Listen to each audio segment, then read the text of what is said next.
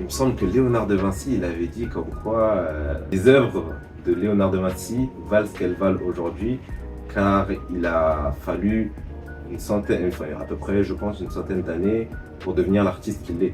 Aujourd'hui. Et que on ne devient pas une personne, enfin, en tout cas, on ne produit pas quelque chose de qualitatif sans avoir produit, travaillé Mhm. pour avoir les résultats escomptés.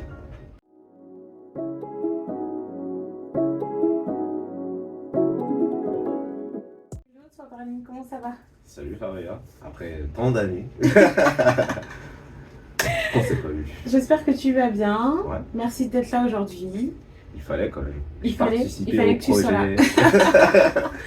Donc aujourd'hui, on est ensemble pour discuter, échanger sur ton métier. C'est ça, exactement. Alors, dis-nous, raconte-nous tout. Quel est déjà l'intitulé de ton métier?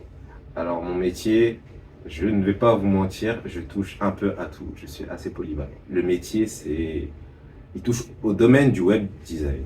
Web Le web design. design, c'est un grand corps de métier qui comporte plusieurs types de métiers. Nous avons l'infographiste, Mhm. nous avons le webmaster, celui qu'on entend de nombreuses fois. On a le directeur artistique Mhm. et plein d'autres encore. Mais notre métier consiste à créer l'identité visuelle à travers des produits tels que des sites, sa charte graphique, son logo, pour donner une cohérence à l'entreprise afin d'illustrer son image pour ses futurs clients. D'accord. Et quand tu te présentes, quand on te dit tu fais quoi dans la vie, qu'est-ce que tu dis? Quel est l'intitulé du poste? Est-ce que tu as finalement réussi à choisir une casquette bien particulière ou alors non, il faut voir toutes ces casquettes? Alors, moi, c'est assez particulier parce que je suis encore en études et j'ai justement choisi des études assez polyvalentes qui me permettent de toucher un peu à tout. Donc, c'est difficile encore pour moi de définir quelles sont la casquette à laquelle je vais m'attribuer à la fin de mes études et à laquelle j'attribue actuellement, ce qui est difficile. Maintenant, ce que je donne souvent, c'est l'intitulé de mon diplôme, c'est-à-dire que je suis chef de projet digital, Chef de projet digital, ok. qui est spécialisé dans l'interactivité design, D'accord, dans le design interactif, ok. afin de quand même de donner un nom à ce que je fais Oui. pour que parce que souvent on a du mal à... Ah oui, à imaginer, visualiser en fait ce que tu fais, en fait, Exactement. tout simplement. D'accord, ok. Et donc raconte-nous, tu viens de dire que tu étais toujours en études, C'est ça. donc raconte-nous un petit peu ton parcours. Où est-ce que tu en es? Qu'est-ce que tu as fait? Raconte-nous. il n'y a pas de souci. Alors, mon parcours est assez rocambolesque. C'est-à-dire que j'ai commencé par faire des études, enfin, un bac scientifique. À l'époque, c'était encore les bacs généraux avec les bacs S, etc. D'accord.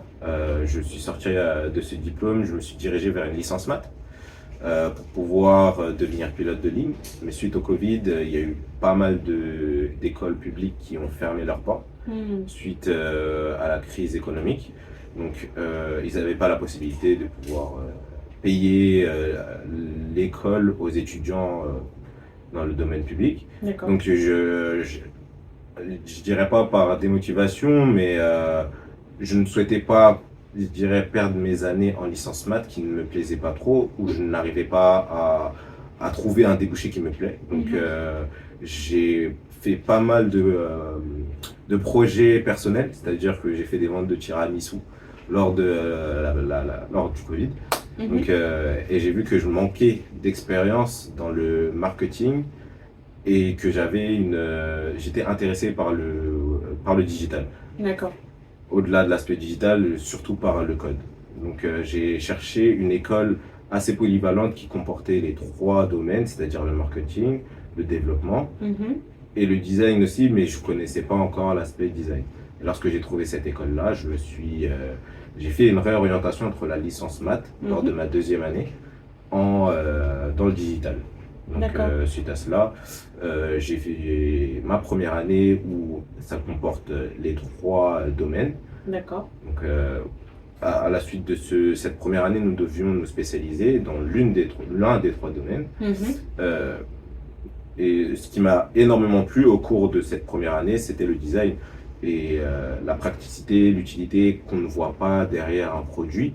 Parce par exemple, une simple chaise, on pense que ça a été conçu enfin, ça, il y a une certaine évolution, mais la Tout à base fait. d'une chaise, c'est qu'il y a un dossier qui supporte notre dos pour éviter des douleurs au niveau des lombaires ou quoi qu'est-ce. La taille de la chaise qui te permet d'avoir les genoux fléchis, mais pas au point d'être dans une situation inconfortable. Tout ça, c'est du design. On Oui. pense que le design, ça s'arrête à de simples beautés, alors que pas du tout. Le C'est design, aussi c'est vraiment... ergonomique, Exactement, c'est avant réfléchi.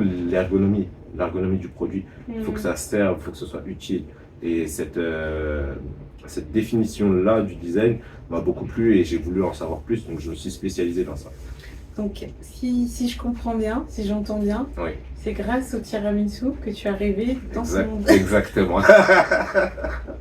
Alors, je suis une grande gourmande, donc tiramisu, j'aime beaucoup.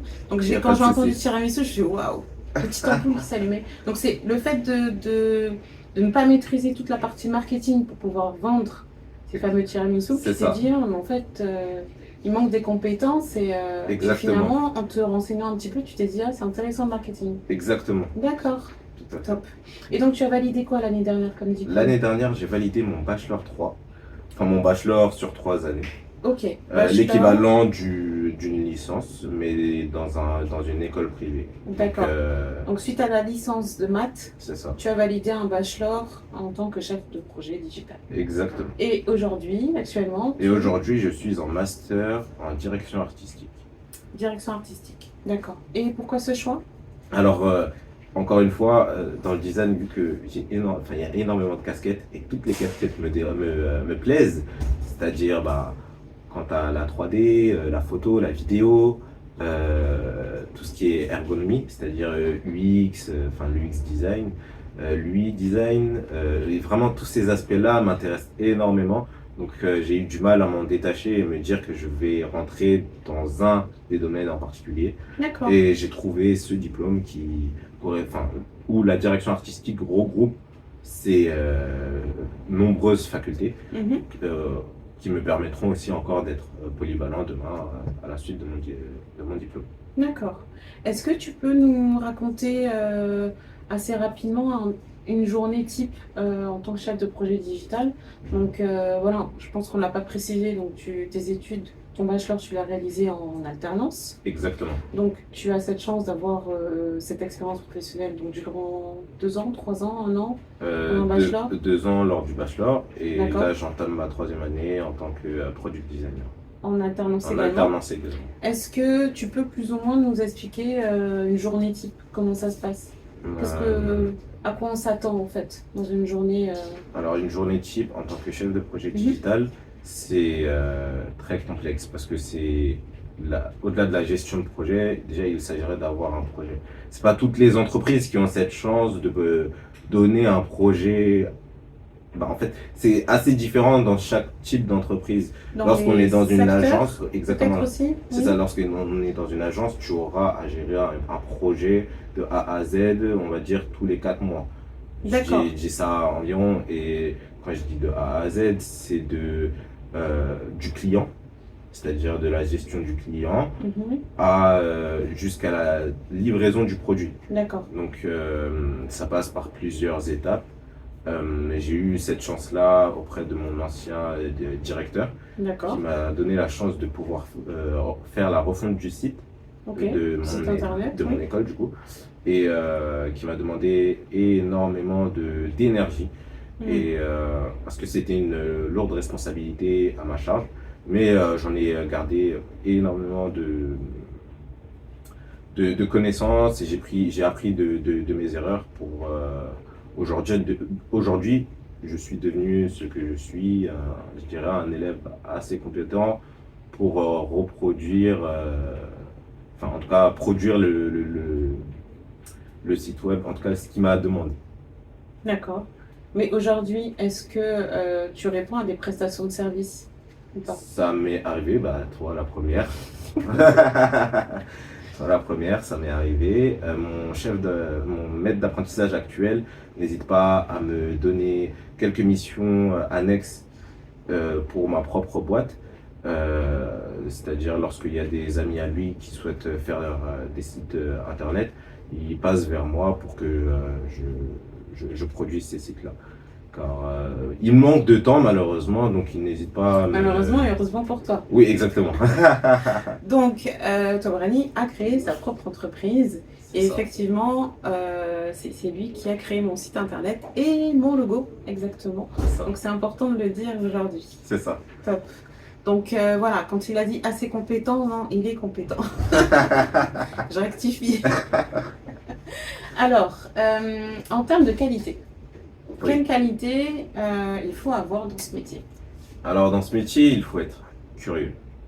Ce Curiosité. que je vois énormément, ce qui manque en tout cas lorsque je vois les nouveaux étudiants arriver, c'est qu'il manque de curiosité. Parce qu'il faut énormément de veille. La veille, c'est énormément important, ce qui va nous différencier de tous. Parce que malheureusement, aujourd'hui, on a tous les mêmes CV. On arrive à un stade où il y a plus de quantité que de qualité. Et pour ressortir la qualité, il va falloir que tu te différencies des autres. Tout à fait. Et lorsque je parle de veille, ça part même de ta veille personnelle, ta culture que tu as à travers, moi, la culture que j'ai emmagasinée à travers ce que j'ai vécu durant mon enfance. Rien que ça, ça a un impact sur ma production, sur ma créativité. Donc, la veille, c'est un tout. C'est même ce que tu lis tous les jours sur Twitter. Parce que mine de rien... Sur Twitter uniquement? Non, je pense que ça va parler un peu à tout le monde quand je dis ça. Mais ça s'arrête pas qu'à Twitter, malheureusement. Sur Twitter, sur les journaux, sur des blogs concernant le design dans mon domaine, ou quoi qu'est-ce, enfin, sur tous les domaines. Aujourd'hui, on ne s'arrête pas forcément que au design. C'est comme ça qu'on peut se différencier justement en se cultivant, en se spécialisant peut-être dans un domaine bien particulier parce qu'on aime ça. Exactement. Donc il y a un peu de passion aussi. Un peu de passion, oui. Il faut être passionné. Il faut être passionné un minimum. Et je dirais ça dans tout. Mais je ne vais pas vous mentir, je ne vois qu'il y a de réels passionnés. Oui. Mais ça ne t'empêche pas, ce n'est pas un frein si tu n'es pas passionné pour faire ce métier. Ah. Malheureusement. Parce que justement, on vient à culpabiliser lorsqu'on voit des gens qui sont extrêmement passionnés et toi tu ne l'es pas, malheureusement. Donc ce n'est pas un frein pour vous si vous voulez vous lancer dans ce métier-là. Maintenant, si tu n'as pas énormément de passion, il va falloir combler ce manque de passion par autre chose, c'est-à-dire une motivation, une détermination comment dire, à te hisser au même niveau, voire plus, enfin au plus haut niveau qu'eux. Parce que dans l'idéal, c'est que moi, par exemple, je suis perfectionniste. Donc malgré que je ne sois pas extrêmement passionné par le design, mais que je suis quand même passionné, un minimum, mais le fait d'être perfectionniste me dit que je ne peux pas me permettre de ne pas produire le meilleur de moi-même. Et au final, cette qualité-là comble le manque de passion. Tout à fait, on peut avoir d'autres qualités qui vont plus ou moins s'emboîter et faire en sorte que qu'il arrive, tu restes compétent et à fond et motivé dans ton travail. Et on en revient à l'unicité au final. Enfin, le fait d'être unique et de proposer sa touche, parce que oui, il faut aussi, lorsque je parle de veille, il ne faut pas forcément copier aussi. Oui. Il faut ajouter sa touche. Malheureusement, on arrive à un stade où on a tout créé. On a tout créé. Il faut s'inspirer. Mais il y a inspirer et inspirer. Dans le sens où il faut se détacher de l'inspiration au point d'ajouter, enfin, il faut juste ajouter sa touche à l'inspiration pour créer quelque chose. Parce que aujourd'hui, avec Internet, par exemple avec les thèmes sur WordPress, par exemple, j'en vois beaucoup, par exemple, c'est du copier-coller, ils changent juste le contenu. Alors que lorsque tu es un minimum passionné, tu te dis que tu ne peux pas, enfin en tout cas si tu as un minimum d'éthique aussi, tu ne peux pas te permettre de te maintenir à ça. Ça, c'est pas quelque chose qu'on apprend à l'école. Non. Et comment on fait justement? Si on se dit, j'ai pas de solution pour me différencier, j'ai pas l'impression d'avoir une touche, qu'est-ce que je peux apporter de plus que les autres? Faites appel à nous. Non, avec plus d'humilité, je pense que ça reste une éducation. En vrai, ça va. Après, est-ce que tu peux rentrer un peu plus dans les détails dans ta question? Je Parce veux que... dire que dans ton métier, Oui, tu dis qu'il faut arriver à se différencier, à ouais, apporter sa touche. c'est ça. Voilà, c'est pas quelque chose qu'on apprend à l'école, j'imagine. C'est ça, c'est vraiment un soft skill en soi. C'est un soft, ok. Ouais. Donc c'est quelque chose à développer pour réussir à se démarquer. C'est ça, exactement. Après, oui, en tant qu'entrepreneur, moi, je vais faire appel à tes services. Oui. Est-ce que parfois c'est difficile de comprendre les attentes de l'entrepreneur, du client? Est-ce que, voilà, ou alors c'est assez facile en fait d'écouter les besoins et de faire en sorte de produire quelque chose qui va lui plaire, en apportant sa fameuse touche. Est-ce que c'est un travail qui est difficile? Est-ce que c'est... Voilà, tout est possible. Enfin, comment... Parce que du coup, il y a un côté quand même artistique. Oui. Donc, on est dans les qualités. Est-ce que vraiment cette qualité, la créativité, du coup, en fonction du client, Oui. est-ce que c'est quelque chose aussi qu'on apprend à l'école ou c'est quelque chose qui doit être comme la passion, comme cette fameuse touche qui est plutôt personnelle en fait, quelque chose que tu développes de ton côté? Bah, c'est un tout, c'est un mélange des deux, je dirais. Parce qu'à l'école, ils nous apprennent à gérer ce genre de procédure, ce genre de processus, de la gestion du client, justement, euh, de, comment dire, de identifier quelle est la problématique, d'identifier les besoins réels du client. Parce que souvent, le client, il nous dit qu'il veut A, alors qu'il veut, c'est pas, il veut A, B, C, D, mais il veut A, je dirais 1.2, A 1.2. Il veut quelque chose de plus précis, mais il sait peut-être pas bien l'exprimer. Et c'est à nous, c'est notre rôle de lui faire comprendre ce qu'il a besoin, de ce qu'il veut réellement. En fait, c'est vraiment une procédure. Enfin, c'est, comment dire, ça se travaille, mine de rien. Ça sort pas du nez. Après, c'est aussi beaucoup comment dire, on va dire de qualité, comme tu dis, de soft skills, de savoir bien gérer un client. Malheureusement, c'est pas tout le monde qui a ces compétences humaines de pouvoir permettre de gérer des clients. C'est pour ça qu'aujourd'hui, comme je vous dis, le web design, il est très vaste. Tu n'es pas obligé de travailler dans un domaine où tu es à la portée des clients, où tu dois justement gérer les clients. Oui, on Donc, a le choix. On a encore le choix. On a le choix. C'est ça. C'est ça. Selon tes soft skills, selon les compétences humaines que tu as. Et après, c'est un travail sur soi qu'il faut faire. C'est-à-dire se connaître, savoir ce que tu es, ce que tu veux, pour après te diriger vers ce qui est fait pour toi. Oui, en fonction de tes valeurs, c'est ça. etc. On a parlé de compétences, donc soft skills et hard skills. Est-ce que les compétences techniques, en termes de qualité, comment ça se passe? Est-ce que c'est quelque chose de difficile parce qu'il y a beaucoup de techniques dans ton métier? Est-ce qu'il faut aimer l'informatique? Est-ce que, voilà, en termes de profil? Bah, après, je pense que notre génération, on est né dans l'informatique. Je pense qu'on a tous touché un ordinateur depuis notre tendre enfance. Même si je suis plus vieille que toi, moi aussi. C'est ça. Non, mais c'était pas une critique. C'était pas une critique. Oui. C'était plutôt un constat.